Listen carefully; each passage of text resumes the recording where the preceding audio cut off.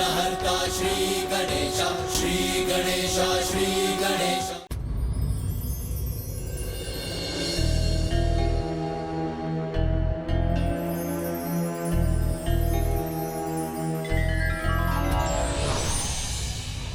भक्त से हमें और क्या चाहिए?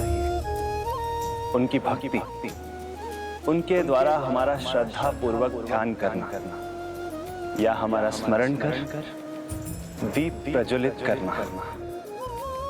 बस इतने मात्र से मेरा हृदय भाव विभोर हो जाता है।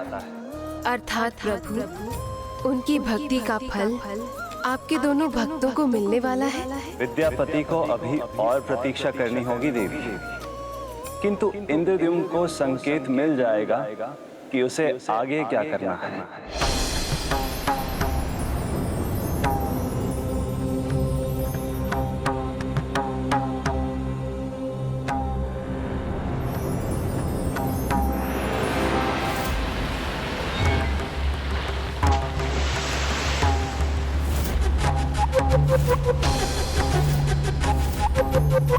सूर्योदय के साथ कल्प वृक्ष का एक कुंदा सागर तट पर पाओगे। उसे लाओ, उसी से तुम्हें मेरी प्रतिमा का निर्माण कर उसे यहाँ स्थापित करना है। जाओ, उसे ढूंढो और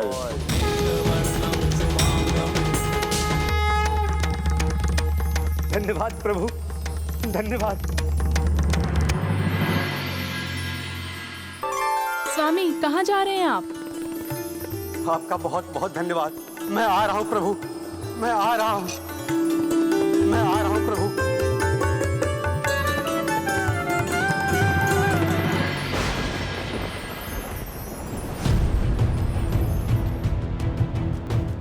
हाँ, ये उचित अवसर है। मैं प्रभु के श्री विग्रह को यहाँ से उठाकर उनके उचित स्थान तक पहुंचा सकता हूँ। किंतु भैया को क्या हो गया? वो कहाँ जा रहे हैं?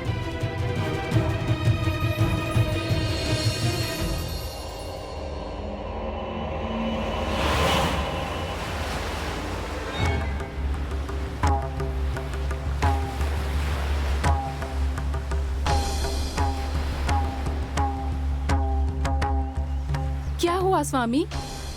भैया, यहाँ सागर तट पर क्यों आए हैं आप? क्या ढूंढ रहे हैं यहाँ? प्रभु माधव ने मुझे नया संकेत दिया है। प्रभु नील माधव की प्रतिमा नहीं, यहाँ सागर तट पर मिले लकड़ी के कुंदे से बनी प्रतिमा स्थापित होगी। लकड़ी का कुंदा? हाँ, सूर्योदय के साथ प्रभु कृपा से कल्प वृक्ष के लकड़ी का कुंदा स्वयं हमें सागर प्रदान करेगा।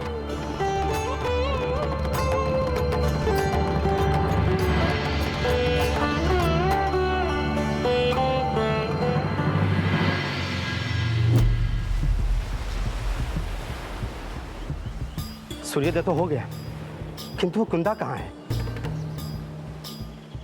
प्रभु का कहा सत्य कैसे हो सकता है?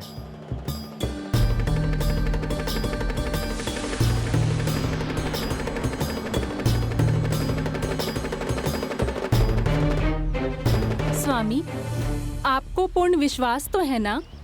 कहीं आपको कोई भ्रम तो नहीं हुआ? नहीं गुंडीचा, मुझे पूर्ण विश्वास है। प्रभु नील माधव ने मुझे स्पष्ट संकेत दिया है। मुझे सूखी लकड़ी के कुंदे का दृश्य दिखाया उन्होंने। ओम हरि नमः, श्री हरि नमः। ओम हरि नमः, श्री हरि नमः। विनती करूं भगवन स्वीकार करो, विनती करूं भगवन स्वीकार करो। इस सृष्टि का तुम ही उद्धार करो, उद्धार करो। विनती करूं भगवन स्वीकार करो। रच दो लीला अब हरी, रच दो लीला अब हरि, चाहे फिर से एक अवतार धरो, अवतार धरो। विनती करूं भगवन स्वीकार करो, विनती करूं भगवन स्वीकार करो। ओम हरि नमः श्री हरि नमः। ओम हरि नमः श्री हरि नमः। हम सबके पालनहारे हो, इस सृष्टि के रखवारे हो। हम सबके पालनहारे हो, इस सृष्टि के रखवारे हो। जब जब विपदा आई जग पे प्रभु आप ही बने सहारे। समाधान कोई संकट का दो, जन जन का कल्याण करो, कल्याण करो। विनती करूं भगवन स्वीकार करो।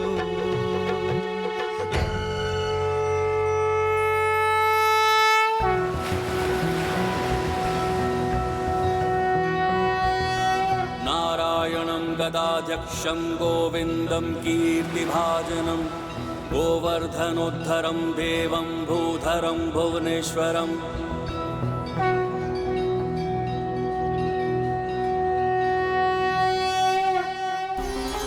देखा, मैंने कहा था ना, यही वो लकड़ी का कुंदा है। प्रभु जगन्नाथ की जय। प्रभु श्री जगन्नाथ की जय। प्रभु जगन्नाथ जी की जय। इस कुंदे को हमें मंदिर तक पहुंचाना है। भैया, इसे मैं ले चलता हूँ।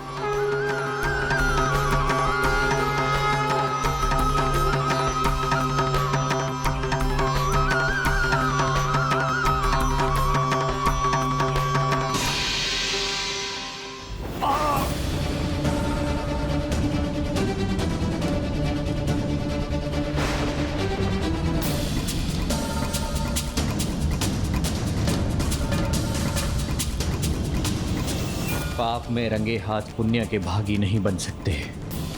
प्रभु का ये दंड स्वीकार है मुझे।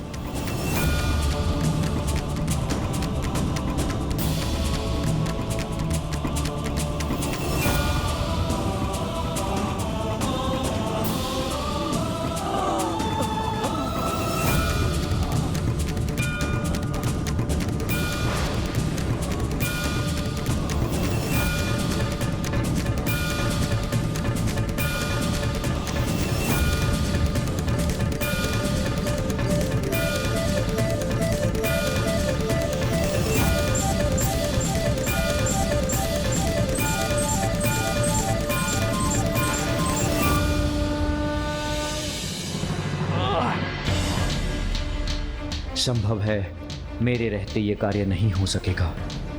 मैं ही हट जाता हूं।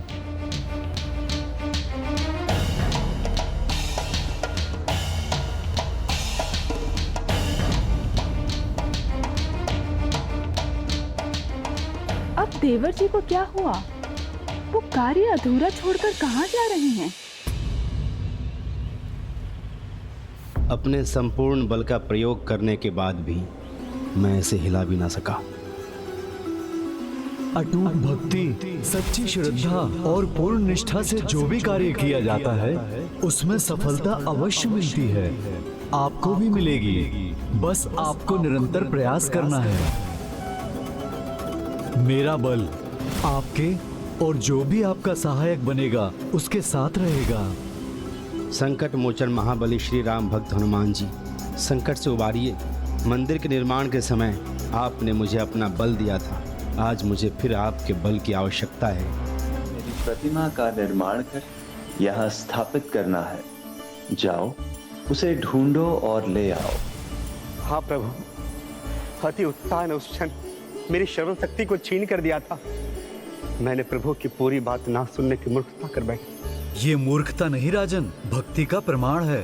भक्त के लिए प्रभु से भी बड़ा प्रभु का कार्य होता है।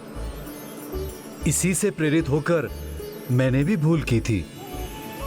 मैं तो जड़ी बूटी का पूर्ण ज्ञान पाए बिना उसे लेने चला गया, जिसके परिणाम स्वरूप मुझे संपूर्ण संजीवनी पर्वत को ही लेकर आना पड़ा था। आप प्रभु के कार्य में कभी असफल नहीं हुए। आपने प्रभु कार्य के लिए सदा भागीरथी प्रयास किए हैं। कदाचित आप ही मेरा मार्गदर्शन और मेरी सहायता कर सकते हैं प्रभु। तो सुनिए राजन, इस कार्य के लिए शारीरिक बल नहीं, भक्ति का बल आवश्यक है। जिस लकड़ी के कुंदे से प्रभु नील माधव की प्रतिमा बनेगी, वो कुंदा उनके प्रिय भक्त के द्वारा कर सेवा किए बिना भला कैसे हिल सकता है? मैं कुछ समझा नहीं प्रभु, आप किस भक्त का उल्लेख कर रहे हैं? वो भक्त राजन जिसने प्रभु नील माधव की वर्षों से सेवा की है, जिसने अपना संपूर्ण जीवन प्रभु नील माधव पर न्यौछावर कर दिया। वो भक्त जिनकी देखरेख में प्रभु नील माधव स्थित थे, भला उनकी सहायता के बिना ये दिव्य कुंदा कैसे हिल सकता है?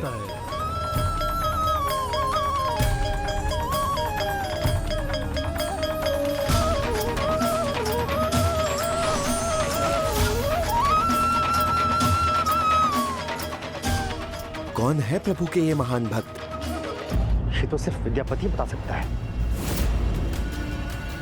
अनुज विद्यापति कहाँ है? हे प्रभु, मैंने जो किया वो सर्वथा अनुचित था। जब तक मैं अपनी उस भूल को नहीं सुधारूंगा, आपको आपके उचित स्थान लौटा नहीं दूंगा, आपके मंदिर की स्थापना का कार्य पूर्ण नहीं होगा। हे प्रभु, मेरे मन की दुविधा को शांत कीजिए और जो उचित है उसे समझने और करने में मेरी सहायता कीजिए प्रभु, मेरी सहायता कीजिए।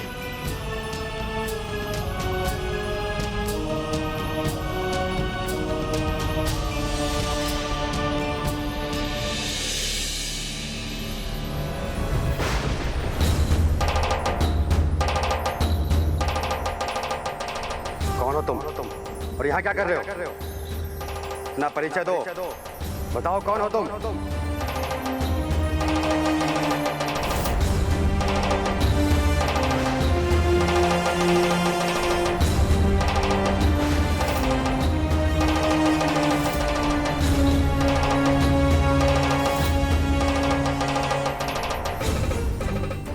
विद्यापति, अपना मुख छिपाकर यहाँ क्या कर रहे थे? तुम ही प्रभु को लेकर यहाँ आए और अब उन्हें छुपकर कहाँ ले जाने का प्रयास कर रहे हो? और क्यों? देवर जी, जब से आप लौटे हैं, कुछ दुविधा है आपके मन में, जो आप हमसे अपने अपनों से छिपाते आ रहे हैं। बताइए ना, ऐसे क्या बात है जो आपको इतना खाई जा रही है?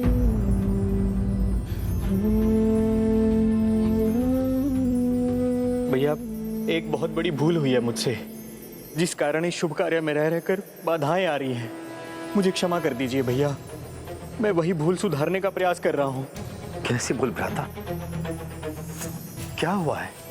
भैया, मैं प्रभु नील माधव के विग्रह को बिना किसी की आज्ञा के ही ले आया हूँ। किंतु इतना ही नहीं, मेरा अपराध तो इससे भी बड़ा है कि सर्वप्रथम जिन्होंने मेरे प्राणों की रक्षा की, उनके साथ मैंने असत्य कहा, झूठा परिचय दिया उनको।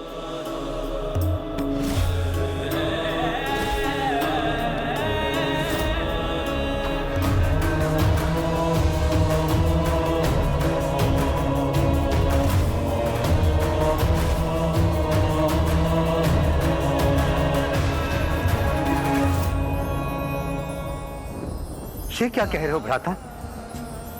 विश्वास नहीं होता। ये कैसे हुआ? उचित अनुचित का भेद भली भांति समझते हो तुम, फिर ये अनुचित कार्य तुमने कैसे कर दिया? भैया, अपनी पत्नी को धोखा दिया मैंने, भक्त शिरोमणि और अपने श्वसुर विश्व बसु को धोखा दिया, जिनके लिए प्रभु नील माधव ही उनके सर्वस्व हैं, उनके जीवन का आधार हैं, जिन्हें मैंने उनसे छीन लिया। अर्थात हनुमान जी ने जिनका उल्लेख किया वो विश्व वसु ही हैं।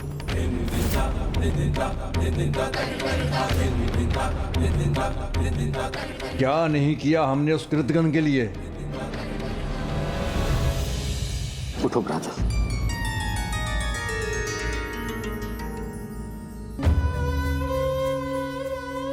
अनुज, स्वयं को दोष मत दो। यदि प्रभु की इच्छा ना होती तो तुम उन्हें कभी ना ला पाते। अवश्य वो स्वयं यहाँ आना चाहते थे। हाँ, किंतु उन्हें लाने के उपाय में तुमसे भूल हुई है। मुझे क्षमा कर दीजिए भैया, मैं एक भूल को सुधारने के लिए दूसरी भूल करने जा रहा था। इस तरह मैं भूलों की एक श्रृंखला बना देता।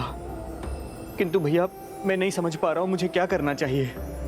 तुमने जो भी किया वो अनुचित तो था, किंतु तुम विरह और पश्चाताप के अग्नि में जलते रहे।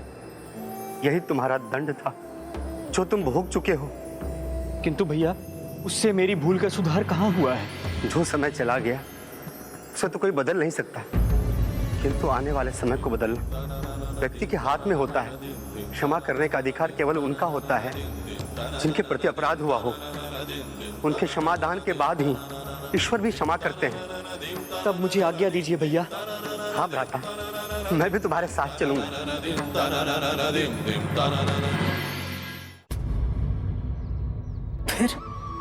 फिर क्या हुआ? क्या विश्ववसु फिर विद्यापति से भेंट करने के लिए तैयार हुए? क्या विश्ववसु ने उन्हें क्षमा कर दिया? और ललिता, उनका क्या हुआ? क्या विद्यापति ने उन्हें ढूंढ लिया? धीरज धरो माधव दास। जैसा श्री हरि ने कहा था, जो संयम रखता है सफलता भी उसी को ही मिलती है।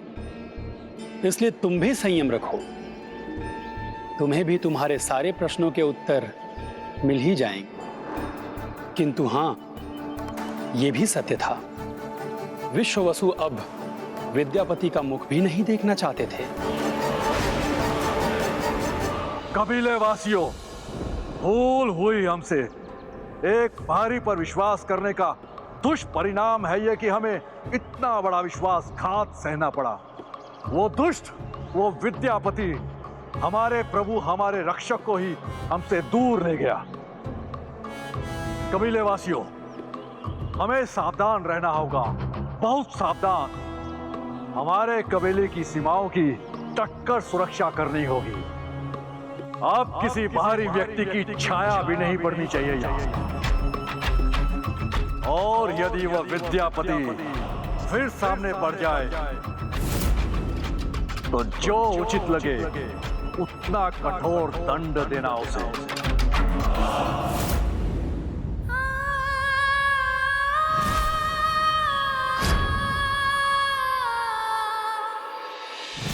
ललिता। स्वामी, स्वामी,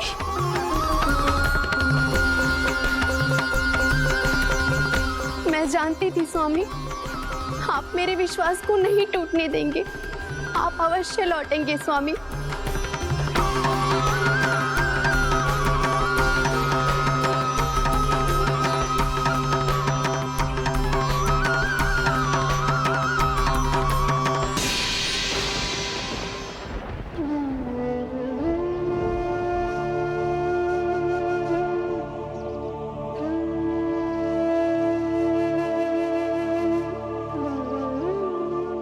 ये तो मात्र मेरा भ्रम था जो मुझे छोड़कर चले गए।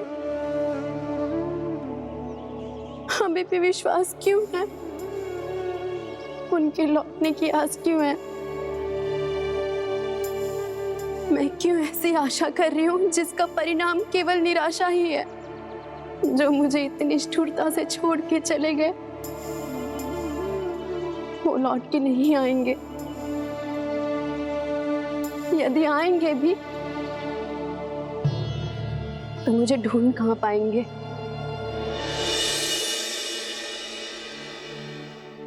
मैं यहाँ लौट तो आया हूँ, किंतु क्या मुख दिखाऊंगा ललिता को? पिताजी विश्ववसु जी से क्षमा कैसे मांगूंगा? भ्राता, तुम चिंता मत करो। मुझे विश्वास है कि सब कुशल होगा, क्योंकि भूल करने से अधिक साहस की आवश्यकता क्षमा याचना करने में होती है। बस तुम्हें उसी का साथ लेना है, और फिर विश्ववसु जी भी तुम्हें क्षमा करने से अपने आप को रोक नहीं पाएंगे।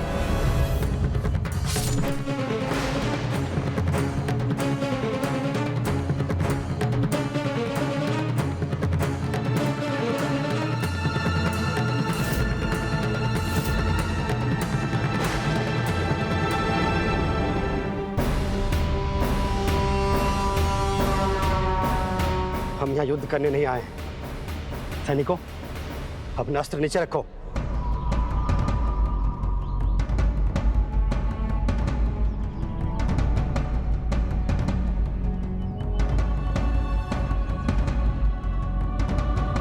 भैया, मुझे आगे बढ़ने का अवसर दीजिए, जाने दीजिए मुझे।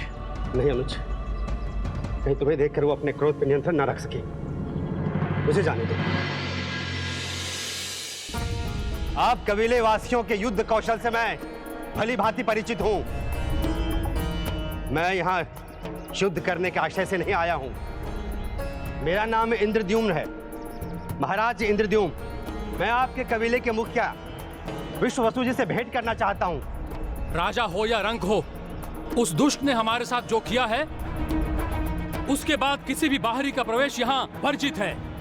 हमें ज्ञात है कि हमसे भूल हुई है। हम उसके लिए क्षमा मांगकर विश्ववसु को प्रभु के महान कार्य के लिए आमंत्रित करना चाहते हैं। बस एक बार धोखा हो चुका हमें, अब फिर से किसी बाहरी की मीठी बातों पर विश्वास नहीं करेंगे। मैं आपका अपराधी आपके सामने हूँ, आपको मुझे जो भी दंड देना हो अवश्य दे, किंतु प्रभु नील माधव के लिए, उनके कार्य के लिए मेरे भ्राता महाराज इंद्रद्युम्न को विश्ववसु जी से भेंट करने दीजिए। प्रभु नील माधव को तो तुम ले गए छल से, अब भुगतो इसका दंड। रुको,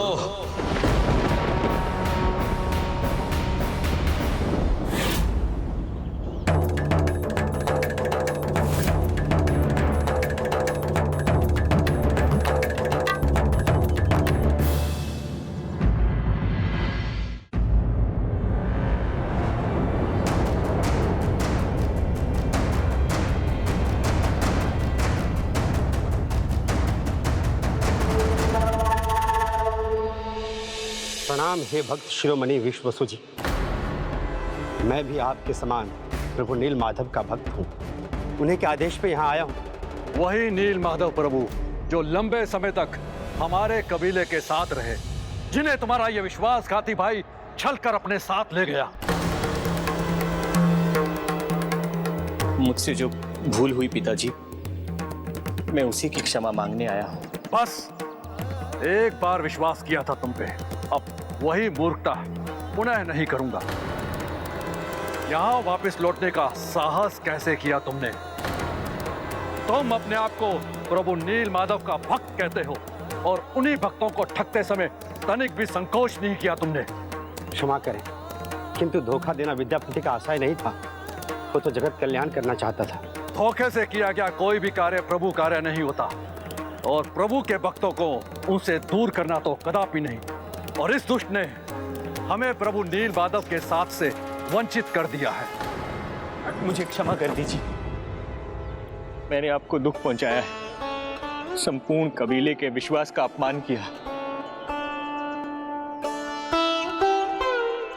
मुझे क्षमा करना आपके लिए सरल नहीं है, किंतु इसमें मेरे भैया का कोई दोष नहीं है। मेरी आपसे विनती है, बस एक बार आप सुन लीजिए कि वो क्या कहना चाहते हैं।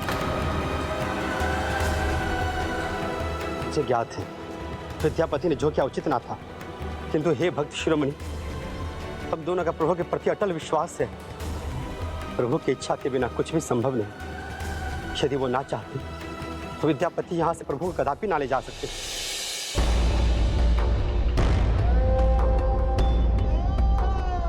प्रभु ने स्वयं स्वप्न में प्रकट होकर संकेत दिया था।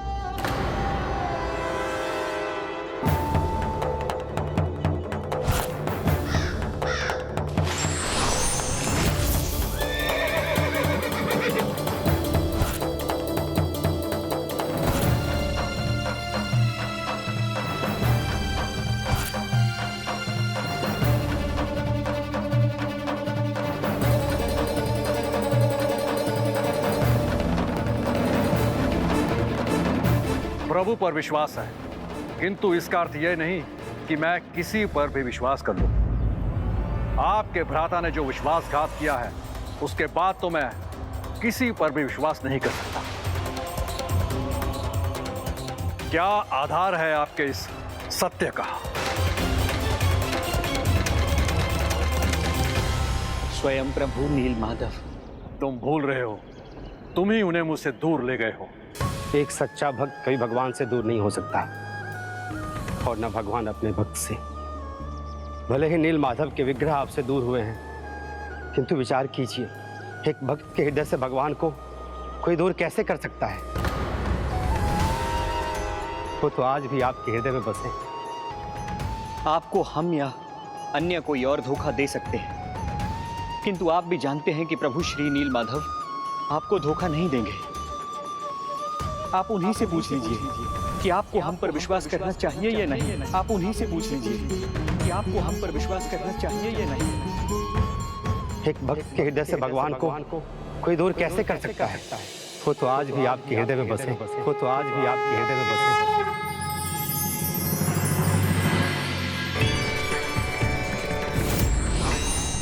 मेरे प्रिय भक्त विश्वसु, भविष्य में होने वाली घटना का ज्ञान था तुम्हें, और जिसे ज्ञान होता है उसे व्यर्थ चिंता नहीं करनी चाहिए। कबीले का मुखिया होने के नाते, कबीले के हर एक सदस्य के नाते, कबीले के हर एक सदस्य के लिए तुम्हारा भाव समान है। तो तनिक विचार करो, मैं भी तो समान रूप से ही सभी भक्तों को देखता हूँ, फिर मेरी कृपा केवल तुम्हारे कबीले तक कैसे सीमित रह सकती है? उस पर तो संपूर्ण धरती वासियों का अधिकार है। और मेरा प्रिय भक्त क्या ऐसा चाहेगा कि मेरी कृपा और आशीर्वाद से कोई भी भक्त वंचित हो जाए? जगन्नाथपुरी में मेरे विग्रह की स्थापना का प्रथम कार्य तुम्हारे ही हाथों से होगा। इतने वर्षों से तुमने मेरी सेवा की है, उसके लिए ये मेरा आशीर्वाद। अब चुनाव तुम्हें करना है। तुम्हें अपने नील माधव चाहिए या अपने नील माधव का आशीर्वाद?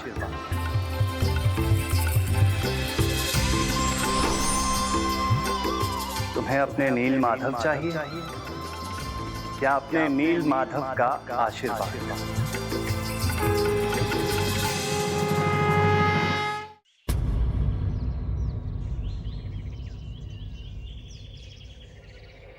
उचित कहा तुमने। नील माधव विग्रह मुझसे दूर हुए हैं, प्रभु नील माधव स्वयं नहीं। उनकी यही इच्छा है तो मैं तुम्हारे साथ अवश्य जाऊंगा।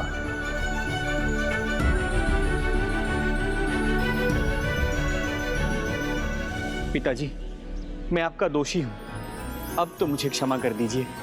तुमने मेरा हृदय अवश्य तोड़ा है, किंतु अब मैं समझ चुका हूं, जो भी हुआ उसके पीछे प्रभु नील माधव की इच्छा से ही हुआ।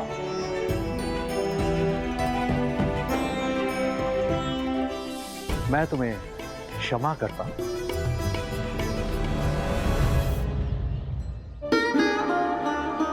और मैं आपका ही नहीं, संपूर्ण कबीले का दोषी हूं। मुझे क्षमा कर दीजिए। और सबसे अधिक दोषी मैं अपनी पत्नी ललिता का हूं। मुझे उससे क्षमा मांगने की अनुमति दीजिए।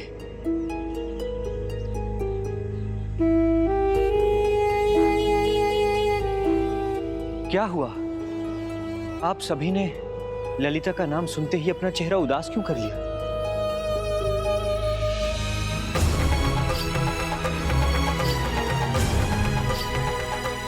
जब उसने हमें नहीं बताया कि तुम प्रभु नील माधव को लेकर कहां गए, तो हमने भी उसे समान रूप से दोषी मान के इस कबीले से निष्कासित कर दिया। दुर्भाग्यवश कोई नहीं जानता कि वो इस समय कहां है। ये आप क्या कह रहे हैं? यदि मेरी पत्नी ललिता मुझे नहीं मिली और उसने मुझे क्षमा नहीं किया, तो मैं कभी स्वयं को क्षमा नहीं कर पाऊंगा। मेरा जीवन व्यर्थ हो जाएगा।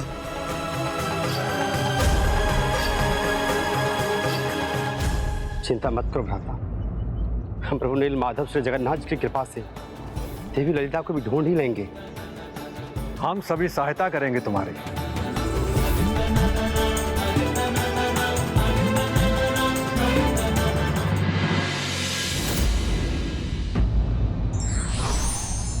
ईश्वर भी उस व्यक्ति को क्षमा कर देते हैं जो विनम्रता पूर्वक अपनी भूल स्वीकार कर लेता है।